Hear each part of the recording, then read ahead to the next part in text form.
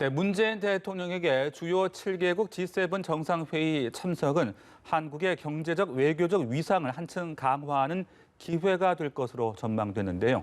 자칫 어렵사리 회복된 한중 관계가 영향받지 않도록 세심한 외교적 노력도 병행돼야 할 것으로 보입니다. 강영두 기자입니다.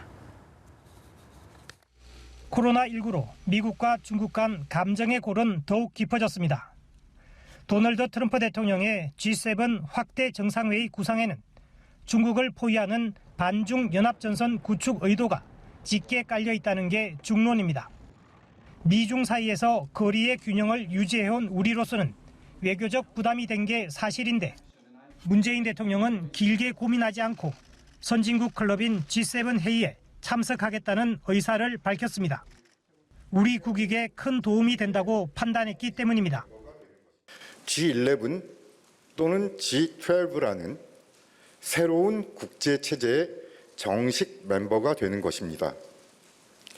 우리나라가 세계의 질서를 이끄는 리더국 중 하나가 된다는 의미입니다. 문 대통령은 트럼프 대통령과 통화하기 전부터 G7 회의 초청은 환영할 일이라며 조금도 회피할 필요가 없다고 말했다고 강 대변인은 전했습니다. 이 같은 결정은 K-방역 성과를 토대로 세계를 선도하는 대한민국의 길을 열겠다는 문 대통령의 포스트 코로나 구상과도 맞닿아 있기 때문인 것으로 보입니다. 우리가 따르고 싶었던 나라들이 우리를 배우기 시작했습니다. 우리가 표준이 되고 우리가 세계가 되었습니다. 이제는 대한민국의 위대함을 말하기 시작했습니다. G7 정상회의 참가를 선진국 대열의 일원으로 자리매김하는 기회로 삼겠다는 것인데 문제는 미중 충돌 속에서 중국이 어떻게 받아들일지입니다. 특히 하반기 시진핑 중국 주석의 방한과 맞물려 민감한 문제가 될 수 있습니다.